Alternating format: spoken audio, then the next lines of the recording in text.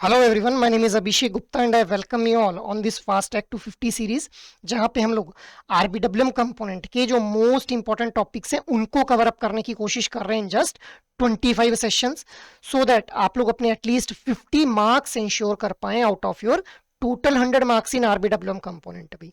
अब आज की सेशन में हम लोग बात करेंगे अदर फाइनेंशियल सर्विसेज के बारे में, but before moving ahead I just want to let you know guys कि भाई अगर आप लोग एक स्ट्रक्चर्ड प्रिपरेशन करना चाहते हैं अंडर द राइट गाइडेंस, तो आप लोग इन रिस्पेक्टिव कोर्सेज में खुद को एनरोल कर लें, which are super crash course, test series and live crash course, so that आप लोग जो है एटलीस्ट 50 मार्क्स अपने इंश्योर कर पाए।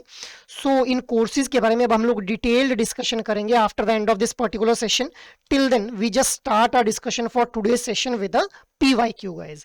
अब देखिए मई 2024 के अंदर हम लोगों को जो था वो इंश्योरेंस के रिगार्डिंग क्वेश्चन देखने के लिए मिला, which is one of the financial services that is provided by the bank guys. ठीक है, अब यहाँ पे हम लोग जो भी टॉपिक डिस्कस करते हैं इस सीरीज के अंदर, उन टॉपिक से कहीं ना कहीं आप लोगों को लास्ट साइकिल के अंदर जो क्वेश्चन है वो एग्जाम में देखने के लिए जरूर मिल जाएंगे।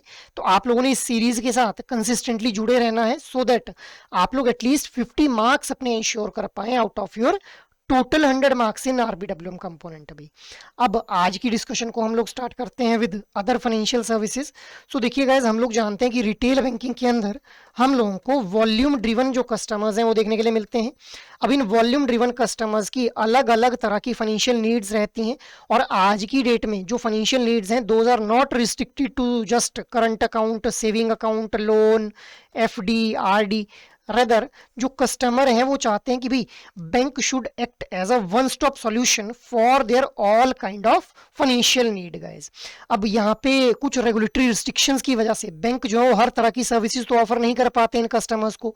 अब इस प्रॉब्लम का सॉल्यूशन क्या है कि बैंक जो है टाई अप कर सकते हैं with the relevant service provider, जो ये सर्विस प्रोवाइड करते हैं, जो other kind of financial services हैं उनके साथ में जो है वो सर्विस प्रोवाइडर के साथ में टाई अप बैंक्स के द्वारा किया जा सकता है for catering the financial needs of the customer भी।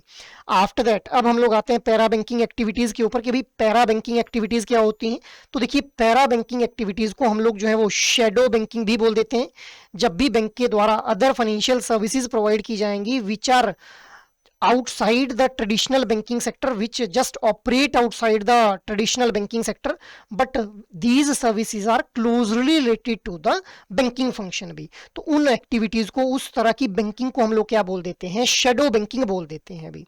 अब यहाँ पे जो बैंक हैं उनको आरबीआई के द्वारा परमिट किया जाता है कि जो बैंक्स हैं they can act as a corporate agent for offering these other financial services to the customers guys. After that अब क्या कुछ एडवांटेजेस हम लोगों को देखने के लिए मिलती हैं अदर फाइनेंशियल सर्विसेज की कि भाई बैंक्स क्यों इनको ऑफर करें। तो एक तो बैंक्स जो कस्टमर को सेटिस्फाई कर पाते हैं, क्योंकि कस्टमर की जो एंटायर फाइनेंशियल नीड्स हैं those are catered by the banks itself on their single platform. इसके अलावा जो ये अदर फाइनेंशियल सर्विसेज हैं इनके थ्रू बैंक्स जो है वो रेवेन्यू भी जनरेट कर पाते हैं अभी।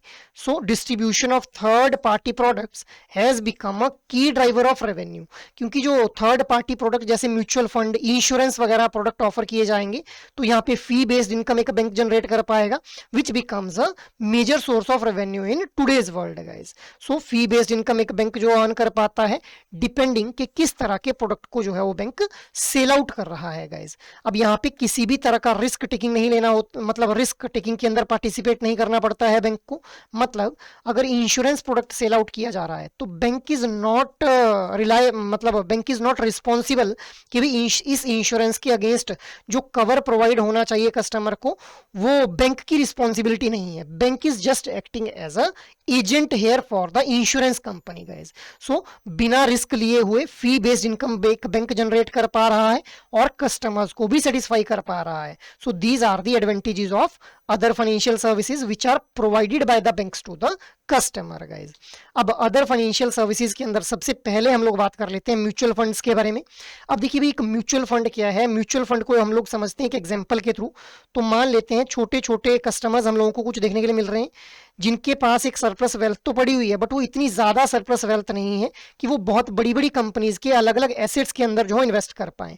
बट हाँ, इन सभी छोटे छोटे इन्वेस्टर्स के हम लोगों को कॉमन इन्वेस्टमेंट ऑब्जेक्टिव देखने के लिए मिलते हैं। तो हम लोग क्या करते हैं कि इनकी इन्वेस्टमेंट को पूल कर लेते हैं गाइज। इन छोटे छोटे इन्वेस्टर्स की जो इन्वेस्टमेंट है उसको पूल करके हम लोग जो इन्वेस्ट कर देते हैं बहुत बड़ी बड़ी ऑर्गेनाइजेशंस के अलग अलग तरह के एसेट्स के अंदर, तो इसी को हम लोग क्या बोल देते हैं, म्यूचुअल फंड बोल देते हैं। सो it is a form of collective investment that pools the saving from a number of investor who share a common financial goal guys. अब यहाँ पे अगर हम लोग इंस्ट्रूमेंट की बात करें तो भाई जो फंड है, सरप्लस वेल्थ जो है वो कहाँ पे इन्वेस्ट करवाई जाती है, स्टॉक्स के अंदर, बॉन्ड्स के अंदर, या फिर मनी मार्केट इंस्ट्रूमेंट्स के अंदर गाइज। मनी मार्केट इंस्ट्रूमेंट्स जैसे ट्रेजरी बिल्स वगैरह हो गए भी, तो यहाँ पे भी इन्वेस्टमेंट करवाई जाती है। आफ्टर दैट म्यूचुअल फंड के अंदर एक टर्म हम लोगों को देखने के लिए मिलती है जिसको बोलते हैं पोर्टफोलियो। अब गाइस देखिए पोर्टफोलियो क्या है, पोर्टफोलियो एक बास्केट की तरह है जिसके अंदर अलग अलग तरह के एसेट्स को जो है वो डाल के रखा जाता है, जहां पे एक इंडिविजुअल के फंड को जो है इन्वेस्ट करवाया जाता है। So this is a portfolio. अब यहाँ पे जो ये छोटे छोटे इन्वेस्टर्स हैं, इन्होंने जो इन्वेस्टमेंट की, जैसे मान लो इसने 100 रुपीज इन्वेस्ट किए, इसने 200 किए, इसने 500 किए। अब depending upon their investment size in investors को जो है यूनिट्स अलॉट कर दी जाती हैं अभी। सो यूनिट्स क्या हो जाती हैं, these are the investors proportionate ownership with respect to their investment guys. After that next एक टर्म देखने के लिए मिलती है हम लोगों को यहाँ पे म्यूचुअल फंड के केस में, that is AMC, which is asset management company, which is actually responsible for managing your investment guys. जो आप लोगों की इन्वेस्टमेंट है, जो सरप्लस अमाउंट को इन्वेस्ट किया गया है in the mutual fund business, उसको मैनेज करती है ये एसेट मैनेजमेंट कंपनी। मतलब आपको ये ध्यान रखने की जरूरत नहीं है कि कब मुझे एसेट को पोर्टफोलियो से निकालना है, कब इस पोर्टफोलियो में डालना है, who will be taking care of this thing, asset management company भी। After that next term is unit holder. अब देखिए जो इन्वेस्टर्स हैं उन्हीं को क्या बोल दिया जा रहा है, यहाँ पे यूनिट होल्डर बोल दिया जा रहा है, क्योंकि उन्हीं इन्वेस्टर्स को यूनिट्स जो अलॉट किए जा रहे हैं in respect to their proportionate investment. तो ये हम लोगों ने म्यूचुअल फंड के एक बेसिक कंसेप्ट को समझ लिया अभी। आफ्टर दैट क्या कुछ सेलिएंट फीचर्स हम लोगों को म्यूचुअल फंड बिजनेस के देखने के लिए मिलते हैं या फिर म्यूचुअल फंड के देखने के लिए मिलते हैं। तो देखिए यहाँ पे जो फंड है, जो मनी है, that is being managed by the professional individuals. ऐसा नहीं कि कोई भी आकर के आप लोगों की जो पैसा है उसको मैनेज कर रहा है। डाइवर्सिफिकेशन यहाँ पे देखने के लिए मिलती है, अलग अलग तरह के एसेट्स के अंदर जो इन्वेस्टमेंट है वो की जाती है। So don't put all your eggs in one basket, this phenomenon is being opted here, जिस वजह से जो रिस्क है वो स्प्रेड आउट होता हुआ हम लोगों को देखने के लिए मिलता है guys. After that economies of scale, मतलब यहाँ पे जो ट्रांजेक्शन कॉस्ट है that is lower than the individual investor. अब अगर एक सिंगल इन्वेस्टर ने इन्वेस्टमेंट करनी होती तो उसको काफी ज्यादा ट्रांजेक्शन कॉस्ट बियर करनी पड़ती, बट यहाँ पे क्योंकि छोटे छोटे इन्वेस्टर्स की मनी को पूल करके इन्वेस्ट करवाया जा रहा है, जिस वजह से transaction cost is lower here. Next salient feature is liquidity.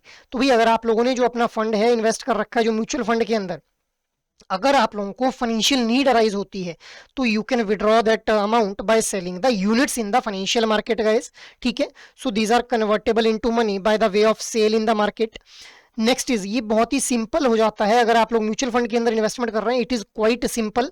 Small amount की इन्वेस्टमेंट भी यहाँ पे की जा सकती है। अब बहुत ही कम रिस्क हम लोगों को म्यूचुअल फंड के केस में देखने के लिए मिलता है in comparison to the other investments guys. But ये तभी हो पाएगा जब ये जो फर्स्ट 5 सेलिएंट फीचर्स है इनको सही से हम लोगों ने जो है वो एनालाइज कर रखा है गाइस। आफ्टर दैट नेक्स्ट जो सेलिएंट फीचर है that is choice of scheme. तो एक wide choice of scheme available रहती है। इक्विटी म्यूचुअल फंड्स में इन्वेस्ट करना है आप लोगों ने, डेट म्यूचुअल फंड्स के अंदर करना है, हाइब्रिड म्यूचुअल फंड्स के अंदर करना है, ओपन एंडेड फंड्स के अंदर करना है, किस तरह की इन्वेस्टमेंट आप करना चाहते हैं, तो wide choice is available. Next is tax benefits भी यहाँ पे प्रोवाइड किए जाते हैं इन्वेस्टर्स को भी। तो अगर हम लोग जो म्यूचुअल फंड के अंदर इन्वेस्टमेंट करते हैं तो वहाँ पे अगर हम लोग इक्विटी लिंक्ड सेविंग स्कीम्स के अंदर इन्वेस्ट करते हैं तो we can also enjoy a tax benefit under section 80C of the income tax act 1961। और यहाँ पे जो टैक्स बेनिफिट है that can be enjoyed up to rupees of 1.5 lakh rupees, जो कि 80C की ओवरऑल डिडक्शन लिमिट हम लोगों को देखने के लिए मिलती है guys. So these are the salient features of mutual fund भी। आफ्टर दैट अब हम लोग आते हैं टाइप्स ऑफ म्यूचुअल फंड के ऊपर भी। तो देखिए हर एक फंड का एक प्री डिटरमाइंड इन्वेस्टमेंट ऑब्जेक्टिव होता है कि भाई मुझे इस इन्वेस्टमेंट के थ्रू जो क्या अचीव करना है, क्या मैं जो है वो लॉन्ग टर्म ग्रोथ चाहता हूँ या फिर शॉर्ट टर्म रिटर्न्स चाहता हूँ। जिस इन्वेस्टमेंट ऑब्जेक्टिव के अकॉर्डिंग ही फिर जो एसेट मैनेजमेंट कंपनी है या फिर जो फंड मैनेजर है, that tailors the funds asset, reason of investment and investment strategy, कि भाई मुझे जो है वो किस तरह के एसेट्स के को जो है वो अपने पोर्टफोलियो का पार्ट बनाना है, किस रीजन में इन्वेस्टमेंट करनी है, इंडिया की कंपनीज के अंदर इन्वेस्टमेंट करनी है, यूएस की कंपनीज के अंदर इन्वेस्टमेंट करनी है, and what will be my investment strategy. तो ये डिपेंड करता है सब कुछ depending upon the pre determined investment objective भी। अब अगर हम लोग क्लासिफिकेशन की बात करें based on the underlying instruments, so equity funds जहां पे स्टॉक्स वगैरह के अंदर इन्वेस्टमेंट कर ली जाती है कंपनीज के, फिक्स्ड इनकम फंड्स जहां पे बॉन्ड्स के अंदर इन्वेस्टमेंट कर ली जाती है, जहां पे एक स्टेबल रिटर्न हम लोगों को देखने के लिए मिलती है in comparison to equity funds. Next one is the money market fund. Money market funds मतलब ट्रेजरी बिल्स हो गए, ठीक है, सर्टिफिकेट ऑफ डिपॉजिट्स हो गए, तो यहाँ पे इन्वेस्टमेंट कर दी जाती है अभी। और जो बाकी रह जाते हैं इनके अलावा उनको हम लोग क्या बोल देते हैं, जहां पे इक्विटी और फिक्स्ड इनकम का मिक्सचर हम लोगों को देखने के लिए मिलता है, उनको हम लोग हाइब्रिड फंड्स बोल देते हैं गाइस, ठीक है। आफ्टर दैट अब हम लोग क्लासिफिकेशन देख लेते हैं बेस्ड ऑन द मैच्योरिटी। अब देखिए सबसे पहले यहाँ पे बात करेंगे ओपन एंडेड फंड्स के बारे में भी। अब ये वो फंड्स हैं जिनके अंदर कोई भी एक सेट मैच्योरिटी डेट हम लोगों को देखने के लिए नहीं मिलती है। जो इन्वेस्टर्स हैं वो परचेज कर सकते हैं यूनिट्स को और रिडीम कर सकते हैं यूनिट्स को at the funds net asset value directly from the fund house या फिर through the stock exchange guys. After that next one is the closed end funds. अब ये जो closed end funds हैं unlike open end funds, जो closed ended funds रहते हैं ये फंक्शन करते हैं for a pre determined period. पहले से ही एक डिसाइडेड पीरियड होता है, उस पीरियड के लिए ही ये जो क्लोज्ड एंड फंड्स होते हैं ये फंक्शन करते हैं।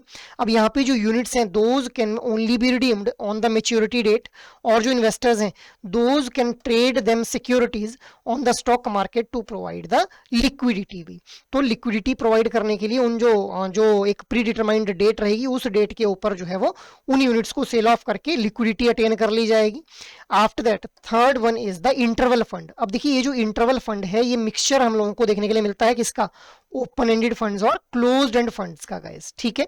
तो यहाँ पे जो इन्वेस्टर्स हैं those can only purchase the unit during a specific offering period. जैसे 3 महीने के लिए अगर हम लोगों ने जो है वो विंडो ओपन कर दी तो उसी विंडो के अंदर जो फंड्स हैं those can be purchased. However जो रिडम्पशन है that is also permitted at the funds net asset value during the predetermined period। मतलब पहले से ही डिसाइड होगा कि भी 2 महीने के लिए जो है वो विंडो खुलेगी, उसी 2 महीने के अंदर जो रिडम्पशन है वो इन फंड्स की जा सकेगी। रिडम्पशन मतलब units could be sold on the financial market and money can be redeemed guys, ठीक है। सो ये हम लोगों को देखने के लिए मिलता है कि एक फिक्स्ड विंडो है रिडम्पशन के लिए भी और परचेजिंग के लिए भी यूनिट्स की guys. So this is interval fund भाई। आफ्टर दैट अब हम लोग बात कर लेते हैं categorisation of mutual fund schemes के बारे में। तो देखिए SEBI which is security exchange board of India, इसकी एडवाइजरी हम लोगों को देखने के लिए मिलती है सो दैट कि म्यूचुअल फंड की जो स्कीम्स है वहां पे भी यूनिफॉर्मिटी लाई जा सके लाइक अदर फाइनेंशियल मार्केट्स भी। अब इसी के लिए यहाँ पे इक्विटी स्कीम्स, डेट स्कीम्स और हाइब्रिड स्कीम्स के अंदर जो है म्यूचुअल फंड स्कीम्स को डिवाइड कर दिया जाता है। इक्विटी स्कीम्स जो हैं these represent the largest category of mutual funds, जिसके अंदर हम लोग देख पाते हैं कि इन्वेस्टमेंट ऑब्जेक्टिव क्या है, long term capital growth with some income, मतलब लंबे टाइम के बाद हम लोगों को जो ग्रोथ चाहिए अपनी इन्वेस्टमेंट के अंदर। अब ये जो इक्विटी स्कीम है ये अलग अलग तरह की हम लोगों को देखने के लिए मिलती हैं जहां पे इन्वेस्टमेंट करवाई जाती है depending upon the investment objective भी, ठीक है। तो ऑफनली हम लोग मार्केट कैपिटलाइजेशन के बेस के ऊपर जो market capitalisation of the stocks, जिन कंपनीज के स्टॉक्स के अंदर इन्वेस्ट किया गया है उन कंपनीज की मार्केट कैपिटलाइजेशन के बेस के ऊपर इन इक्विटी स्कीम्स को फर्दर डिवाइड कर दिया जाता है। मार्केट कैपिटलाइजेशन का मतलब क्या है कि भाई जिस भी कंपनी में हम लोगों ने इन्वेस्ट कर रखा है उस कंपनी के कितने शेयर्स हैं और एक शेयर की अभी कितनी वैल्यू है उसको बोलते हैं मार्केट कैपिटलाइजेशन भी। So the classification is large cap companies, mid cap companies and small cap companies भी। अब ये जो लार्ज कैप कंपनीज हैं यहाँ पे हम लोग देखते हैं कि फर्स्ट 100 कंपनी हम लोग रखते हैं in term of market capitalisation, mid cap companies का पार्ट बन जाएंगी 100 first to 250th company in term of full market capitalisation, small cap companies बन जाएंगी 251st onward companies in term of full market capitalisation भी। तो ये हम लोगों ने इक्विटी स्कीम्स के बारे में बात कर ली। After that next one is the debt schemes. अब देखिए डेट स्कीम्स के अंदर जो इन्वेस्टमेंट है वो की जाती है डेट इंस्ट्रूमेंट्स के अंदर जिनकी अलग अलग मैच्योरिटीज हम लोगों को देखने के लिए मिलती हैं। और यहाँ से हम लोग एक रेगुलर इनकम को जो है वो इंश्योर कर पाते हैं अभी, ठीक है। डेट स्कीम्स, डेट इंस्ट्रूमेंट जैसे बॉन्ड्स वगैरह के अंदर जो है इन्वेस्टमेंट कर दी जाएगी guys. After that hybrid scheme, जहाँ पे इक्विटी और डेट दोनों का मिक्सचर हम लोगों को देखने के लिए मिलता है, depending upon the objective of the scheme. अब ऑब्जेक्टिव क्या हो सकता है कि हाई रिस्क हाई रिटर्न चाहिए हम लोगों को, या फिर लो रिस्क और स्टेबल रिटर्न हम लोग चाहते हैं गाइज। सो ये हम लोगों ने कैटेगराइजेशन देख ली म्यूचुअल फंड स्कीम्स के बारे में with respect to the SEBI advisory guys. After that next one is the solution oriented schemes. तो अभी तक हम लोगों ने equity schemes, debt schemes, hybrid schemes, और अब हम लोग बात कर रहे हैं सॉल्यूशन ओरिएंटेड स्कीम्स की। तो ये जो सॉल्यूशन ओरिएंटेड स्कीम्स हैं, ये एक पर्टिकुलर प्रॉब्लम की सॉल्यूशन प्रोवाइड करती हैं हम लोगों को। ये जो स्कीम्स रहती हैं, इनके अंदर अगर इन्वेस्टमेंट की जाती है तो एक पर्टिकुलर प्रॉब्लम को जो है वो सॉल्व कर लिया जाता है। अब इन स्कीम्स का हम लोगों को एक स्पेसिफिक लॉक इन पीरियड भी देखने के लिए मिलता है अभी। अब क्या कुछ एग्जाम्पल हो जाएंगे इन सॉल्यूशन ओरिएंटेड स्कीम्स के। सो रिटायरमेंट फंड स्कीम, जिसके अंदर ऑफनली हम लोग देख पाते हैं कि 5 साल का लॉक इन पीरियड रहता है, या फिर till the retirement age is the lock-in period of these retirement fund schemes, जो कि retired individuals को जो है वो after their employment years एक dignified life जीने में हेल्प करते हैं। चिल्ड्रन फंड, जिसके अंदर हम लोगों को 5 साल का लॉक इन पीरियड, या फिर जब तक जो चाइल्ड है वो मेच्योरिटी अटेन नहीं कर लेता है तब तक का एक लॉक इन पीरियड देखने के लिए मिलता है। Next is index funds and exchange traded funds. So these all are the example of solution oriented schemes guys. After that अब हम लोग आते हैं नेक्स्ट अदर फाइनेंशियल सर्विसेज के ऊपर, दैट इज इंश्योरेंस गाइज। अब देखिए इंश्योरेंस क्या है, ये एक कॉन्ट्रैक्ट है between the policy holder and the insurance company भी। तो यहाँ पे इंश्योरेंस को हम लोग एक फाइनेंशियल रिस्क मैनेजमेंट टूल की तरह भी देखते हैं, जहाँ पे जो इंश्योर्ड है, इंश्योर्ड मतलब जिसने पॉलिसी ले रखी है, so that transfer the risk of potential financial loss to the insurance company that mitigate it in exchange for monetary compensation known as premium। मतलब जो पॉलिसी होल्डर है, उस पॉलिसी होल्डर के द्वारा जो है वो एक फिक्स्ड अमाउंट पे किया जाएगा, ठीक है, जिस अमाउंट को हम लोग क्या बोल रहे हैं, प्रीमियम बोल दे रहे हैं अभी। इस प्रीमियम के बदले में जो इंश्योरेंस कंपनी है, उस इंश्योरेंस कंपनी के द्वारा एक कवर प्रोवाइड किया जाएगा, एक पोटेंशियल फाइनेंशियल रिस्क जो हो सकता है उसके अगेंस्ट एक कवरेज प्रोवाइड की जाएगी to the policy holder guys. So इसीलिए हम लोग क्या बोल रहे हैं कि भाई it is a financial risk management tool guys. अब अलग अलग कैटेगरी की इंश्योरेंसेज हम लोगों को देखने के लिए मिलती हैं, health insurance, life insurance, asset insurance, business insurance and travel insurance guys, ठीक है। आफ्टर दैट अब हम लोग पहले बात कर लेते हैं हेल्थ इंश्योरेंस के बारे में।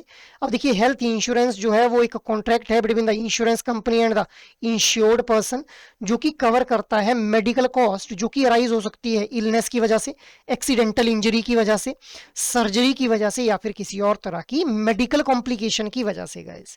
अब प्रेजेंटली हेल्थ इंश्योरेंस इंडस्ट्री के अंदर जो प्लेयर्स हम लोगों को देखने के लिए मिलते हैं वो हो जाते हैं stand alone health insurance company, जो सिर्फ हेल्थ इंश्योरेंस ऑफर करती हैं, जनरल इंश्योरेंस कंपनीज जो कि जनरल इंश्योरेंस के अलावा हेल्थ इंश्योरेंस भी ऑफर कर रही हैं, life insurance companies which also offers the health insurance guys. After that अब हम लोग लाइफ इंश्योरेंस के बारे में बात कर लेते हैं। तो देखिए भाई लाइफ इंश्योरेंस की अगर हम लोग बात करें तो 4 तरह की यहाँ पे हम लोगों को जो पॉलिसीज देखने के लिए मिलती हैं। पहली हो जाती है एंडोमेंट पॉलिसीज। अब देखिए एंडोमेंट पॉलिसी एक लाइफ इंश्योरेंस कॉन्ट्रैक्ट है जिसके अंदर एक लमसम अमाउंट जो पे किया जाता है आफ्टर अ स्पेसिफिक टर्म या फिर on the death of the policy holder भी। जैसे मान लो अमित नाम का एक इंडिविजुअल है, इसने एंडोमेंट पॉलिसी ले रखी है। अब इसने 20 साल के लिए जो था वो एंडोमेंट पॉलिसी ले रखी थी। अब 20 साल के बाद एक लमसम अमाउंट इस अमित को पे किया जाएगा, या फिर इन 20 सालों के अंदर अगर उसकी डेथ हो जाती है तो फिर जो एक अमाउंट है वो उसकी बेनिफिशियरी मतलब उसके फैमिली को जो है प्रोवाइड कर दिया जाएगा, उसके हेयर्स, लीगल हेयर्स, नॉमिनीज को प्रोवाइड कर दिया जाएगा भाई। So they often have a maturity of 10, 15 और 20 ईयर्स, जहां पे हम लोग देख पाते हैं कि पीरियोडिक पे आउट भी ऑफर किए जाते हैं in case of critical illness. अगर कोई बहुत ही क्रिटिकल इलनेस है तो उस केस के अंदर पीरियोडिक पेमेंट्स भी कर दी जाएंगी, बट अदरवाइज टेन्योर पूरा होने के बाद ही एक लमसम अमाउंट जो पे किया जाएगा, या फिर डेथ होने पे जो है वो एक लमसम अमाउंट पे किया जाएगा guys. Next is term insurance. अब देखिए टर्म इंश्योरेंस के through immediate financial security provide की जाती है to the beneficiaries upon the sudden death of the policy holder. मतलब अचानक से अगर अमित की डेथ हो जाती है तो उस केस में जो इमीडिएट फाइनेंशियल सिक्योरिटी है वो प्रोवाइड की जाएगी अमित की फैमिली को।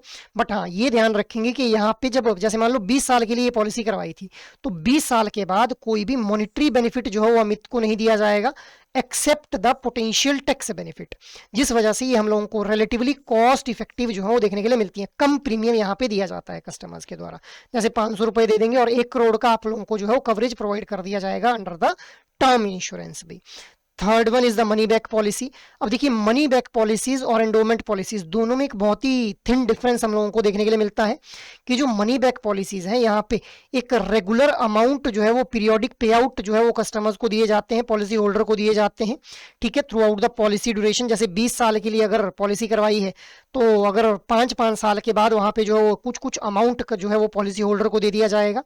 और अगर पॉलिसी होल्डर की डेथ होती है तो उस केस में फुल सम इंश्योर्ड जो पे किया जाएगा, फुल सम एश्योर्ड जो पे कर दिया जाएगा टू द बेनिफिशियरी, मतलब जो पॉलिसी होल्डर की फैमिली है। और वहां पे जो अमाउंट रहेगा फुल सम एश्योर्ड का, that will vary from company to company guys.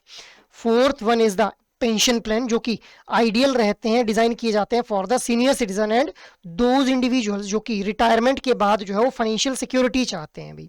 अब ये जो पॉलिसीज हैं ये इंडिविजुअल्स को हेल्प करती हैं to maintain their lifestyle even after their employment years guys, ठीक है। सो ये हम लोगों ने 4 तरह की लाइफ इंश्योरेंस पॉलिसीज के बारे में बात कर ली। आफ्टर दैट अब अगर हम लोग बात करें जनरल इंश्योरेंस के बारे में, तो देखिए भाई जनरल इंश्योरेंस के अंदर हम लोग जो है प्रॉपर्टी को प्रोटेक्शन प्रोवाइड करते हैं against the events like fire, theft, personal accident. मतलब जैसे मान लो एक इंडिविजुअल का घर था, उस घर की उसने अगर जनरल इंश्योरेंस करवा रखी थी, तो अगर घर में आग लग जाती है, घर में चोरी हो जाती है, तो उस वजह से जो लॉस बियर करना पड़ेगा वो कौन बियर करेगा? जनरल इंश्योरेंस कंपनी बियर करेगी भी यहाँ पे। So it plays a crucial role in shielding against the financial losses and also provides economic stability to nations economy. अब कंट्री की इकोनॉमी को कैसे स्टेबिलिटी प्रोवाइड कर रही है? जैसे मान लो कोई सरकारी बिल्डिंग थी, उसके अंदर अगर आग लग जाती है तो उसकी वजह से जो लॉस बियर करना पड़ता, वो अगर उसने इंश्योरेंस नहीं करवा रखी है तो सरकार को बियर करना पड़ेगा। But now this loss will be beard bye general insurance company guys. After that next one is the asset insurance. अब देखिए अलग अलग तरह के एसेट देखने के लिए मिलते हैं, मूवेबल और इमूवेबल एसेट, जैसे व्हीकल्स हो गए, मशीनरीज हो गए, लाइफ स्टॉक्स हो गए। तो इनको इंश्योरेंस प्रोवाइड की जाती है with the help of this asset insurance, specially जब भी इन एसेट्स को प्लेज किया गया है for availing the loan against the for pledging, मतलब इनको जो है प्लेज किया गया है to the bank against the loan guys. मतलब एज अ सिक्योरिटी अगर इनको दिया गया है तो इनकी मैंडेटरी हमारे को जो है वो इंश्योरेंस करवानी ही पड़ती है अभी। अब ये जो इंश्योरेंस सेक्टर है इसका रेगुलेटर कौन है यहाँ पे इंडिया के अंदर? So insurance regulator and development authority, IRDAI, which is a government agency in India, जो कि ओवरसी और प्रमोट करती है इंश्योरेंस सेक्टर की रेगुलेशन को और ग्रोथ को गाइस। आफ्टर दैट नेक्स्ट हम लोग बात कर लेते हैं बैंक का इंश्योरेंस के बारे में भी। अब देखिए जब बैंक्स के द्वारा इंश्योरेंस प्रोवाइड कर दी जाएगी तो इसको हम लोग क्या बोल देंगे? बैंक का इंश्योरेंस बोल देंगे। सो 2013-14 के बजट के अंदर बैंक को ये अलाउ किया गया कि भी वो इंश्योरेंस ब्रोकर की तरह एक्ट कर सकते हैं। और ऐसा क्यों किया गया? सो दैट इंश्योरेंस की जो पेनिट्रेशन है वो इंक्रीज की जा सके, लास्ट मैन ऑफ इंडिया तक जो है वो इंश्योरेंस की फैसिलिटीज पहुंचाई जा सके। अब जो ये बैंक का इंश्योरेंस ऑफर की जाती है बैंक्स के द्वारा, यहाँ पे रेगुलेटरी बैकिंग देखने के लिए मिलती है इरडई के रेगुलेशन 2013 की हम लोगों को। अब बैंक्स जो हैं they can not undertake the insurance business with risk participation departmentally. अगर बैंक डिपार्टमेंटली इंश्योरेंस ऑफर कर रहे हैं कस्टमर्स को तो वहां पे किसी भी तरह के रिस्क के अंदर बैंक पार्टिसिपेट नहीं करेंगे। और रिस्क पार्टिसिपेशन कब की जा सकती है एक बैंक के द्वारा? अगर बैंक ऑफर कर रहे हैं इस इंश्योरेंस को with the help of joint venture और सब्सिडरी गाइस, ठीक है। आफ्टर दैट अब हम लोग देख पा रहे हैं कि भाई इंश्योरेंस बिजनेस को अगर एक बैंक ने अंडरटेक करना है, so bank can undertake the insurance business with risk participation through a subsidiary और जॉइंट वेंचर। अब what is the eligibility here? तो भाई बैंक की जो नेटवर्थ है वो 1000 करोड़ रुपए होनी चाहिए एटलीस्ट, और 500 करोड़ से कम नहीं होनी चाहिए after investing in the equity guys, ठीक है। और जो मिनिमम प्रेस्क्राइब्ड कैपिटल है वो भी एक बैंक को मेंटेन करनी पड़ेगी, including capital conservation buffer. Bank का जो नॉन परफॉर्मिंग एसेट्स हैं उनका लेवल 3% से ज्यादा नहीं होना चाहिए। Bank should be in the profit in last 3 years. जो सब्सिडरी जिसके साथ जो है वो यहाँ पे टाई अप किया जा रहा है उसका ट्रैक रिकॉर्ड जो है वो मतलब परफॉर्मेंस जो है वो सेटिस्फैक्ट्री होनी चाहिए। आफ्टर दैट अब जब बैंक जो है वो अंडरटेक करेंगे इंश्योरेंस बिजनेस को by acting as a corporate agency, वो रिस्क के अंदर पार्टिसिपेट नहीं कर रहे हैं, अब कॉर्पोरेट एजेंसी की तरह एक्ट कर रहे हैं, मतलब एजेंट की तरह एक्ट कर रहे हैं और इंश्योरेंस ऑफर कर रहे हैं बाय अ सब्सिडरी और ज्वाइंट वेंचर। तो यहाँ पे जो मिनिमम नेटवर्थ है वो एटलीस्ट 500 करोड़ रुपीज होनी चाहिए after investing in these equities. Minimum prescribed capital एक बैंक को मेंटेन करनी है। बैंक का जो प्रॉफिट है वो लास्ट 3 साल के अंदर नेट प्रॉफिट होना चाहिए बैंक का। जो एनपीए का लेवल है that should not be more than 3%। और जो सब्सिडरी जिसके साथ मिलकर के बैंक इंश्योरेंस ऑफर कर रहा है by acting as a corporate agent, तो उसका जो परफॉर्मेंस है that should also be satisfactory guys.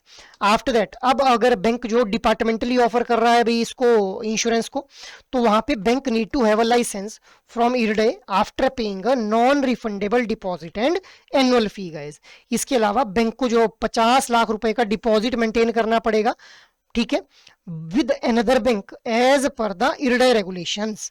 अब यहाँ पे कस्टमर अप्रोप्रिएटनेस बैंक को मेंटेन करनी है, मतलब जो भी एम्प्लॉयज इन्वॉल्व हैं डिपार्टमेंट के in providing insurance to the customer, those should possess qualification which is possessed by the prescribed by the IRDAI। Standard system वहां पे होना चाहिए कि कौन सा इंश्योरेंस प्रोडक्ट जो किस कस्टमर को देना है, तो एक स्टैंडर्डाइज सिस्टम उसकी असेसमेंट का होना चाहिए। कस्टमर्स के साथ में फेयर डीलिंग होनी चाहिए, मतलब terms and condition should be properly explain to the customers. और जो इंसेंटिव स्ट्रक्चर है, मतलब क्योंकि इन डिपार्टमेंट के जो इंप्लॉइज हैं उनको इंसेंटिव दिया जाएगा for providing the insurance to the customer, तो जो इंसेंटिव स्ट्रक्चर है वो वायलेट नहीं करना चाहिए section 10 of the banking regulation act guys. इसके अलावा there should be a grievance redressal mechanism with the bank, अगर डिपार्टमेंटली जो इंश्योरेंस है उसको ऑफर किया जा रहा है टू द कस्टमर्स भी। तो ये हम लोगों ने देख लिया 3 तरह की इंश्योरेंस, 3 तरह से जो इंश्योरेंस बिजनेस है उसको अंडरटेक किया जा सकता है एक बैंक के द्वारा। आफ्टर दैट अब हम लोग जो है वो कुछ सोशल सिक्योरिटी स्कीम्स को डिस्कस कर लेते हैं, जिसमें सबसे पहले हम लोग बात करेंगे प्रधानमंत्री सुरक्षा बीमा योजना के बारे में। So this is also a part of other financial services which are offered by the bank.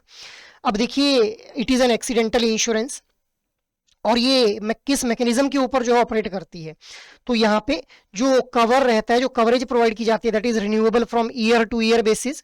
Who are eligible for availing this Pradhan Mantri Suraksha बीमा योजना, सो वो सभी इंडिविजुअल जिनकी एज 18 से 70 साल के बीच में है, they can avail this insurance, this Pradhan Mantri Suraksha बीमा योजना through one bank account only. एक बैंक अकाउंट के थ्रू जो है प्रधानमंत्री सुरक्षा बीमा योजना के अंदर वो जो है वो इन्वेस्टमेंट कर सकते हैं।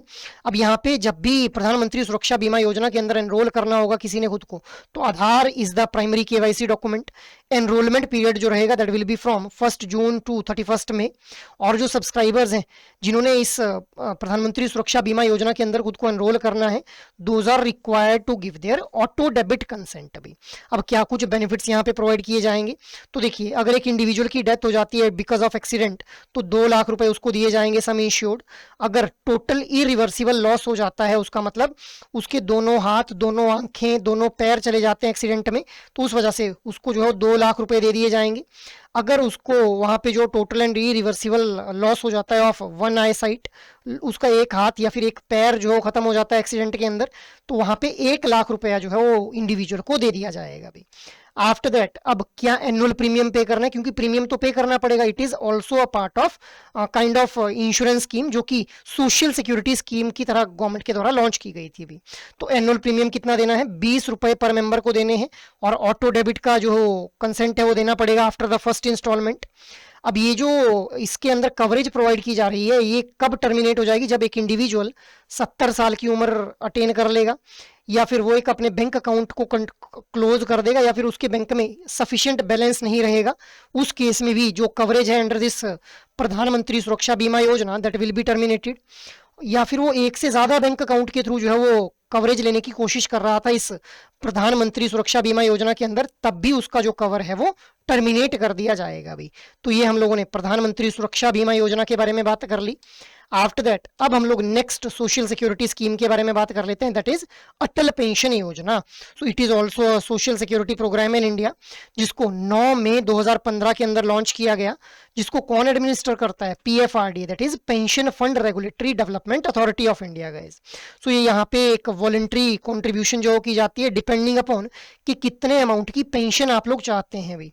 अब अगर हम लोग यहाँ पे बात करें कुछ की फीचर्स के बारे में, तो देखिए हु आर एलिजिबल, तो ऐसे इंडिविजुअल जिनकी एज 18 से 40 साल के बीच में है, those are eligible to enrol their self in Atal pension योजना।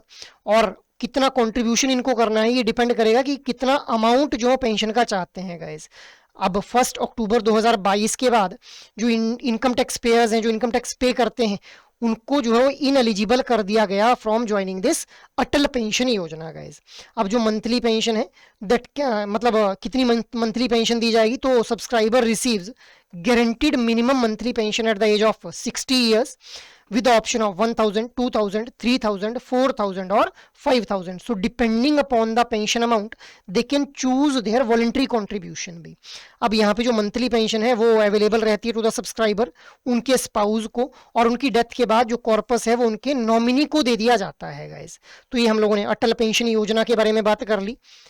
अब देखिए अटल पेंशन योजना जो है सोशल सिक्योरिटी प्रोवाइड करती है और एक पेंशन प्लान है फॉर द अनऑर्गेनाइज सेक्टर या फिर डिसएडवांटेज्ड इंडिविजुअल इन इंडिया, मतलब जो डिप्राइव्ड सेक्शन ऑफ इंडिविजुअल्स है इंडिया के अंदर, उनके लिए एक रेगुलर इनकम को इंश्योर करते हैं after the age of 60 years guys इस Atal. Moving ahead, now there is a question in front of you with reference to the salient features of mutual fund. Consider the following statements. Your statements are: mutual funds provide professional management where money is invested through fund managers. Diversification in mutual fund helps in spreading the risk across different assets. Mutual fund always guarantee returns due to economies of scale and low transaction cost. ELSS scheme under mutual funds provide tax benefit under section 80C of the Income Tax Act 1961B. So which are the correct statements here? Options are 1 and 2 only, 1, 2 and 4 only, 2 and 3 only, या फिर 1, 2, 3 and 4 guys. What should be the right answer? The right answer will be option number B, that is 1, 2 and 4 only. तो भी mutual fund के अंदर जो है वो हमेशा गारंटीड रिटर्न ऑफर नहीं की जाती है, that is why this statement is the incorrect one. After that, next question is with reference to the categorization of mutual fund schemes. As per the SEBI advisory, consider the following statements. Your statements are: equity schemes aim primarily at long-term capital growth and may also provide some income. Large cap companies are ranked from first to 100th company based on full market capitalization. Debt schemes invest mainly in equity instruments to generate higher returns. Hybrid schemes invest in both equity and debt instrument depending upon the scheme objective. So which are the correct one here? Options are 1 and 2 only, 1, 2 and 4 only, 2 and 3 only, 1, 2, 3 and 4 B. What should be the right answer? The right answer will be option number B, that is 1, 2 and 4 only. तो third statement क्या बोल रही है? Debt scheme mainly invest in equity instrument, नहीं भी equity schemes के अंदर जो इक्विटी इंस्ट्रूमेंट्स के अंदर इन्वेस्टमेंट की जाती है और वहीं पे हम लोगों को हायर रिटर्न्स भी देखने के लिए मिलती हैं। डेट स्कीम्स में ऐसा नहीं है। So this statement is the incorrect one. So option B will be the right one है। Next is with reference to the different type of life insurance policies. Consider the following statements. Endowment policies provides a lump sum either on maturity or on death of policyholder.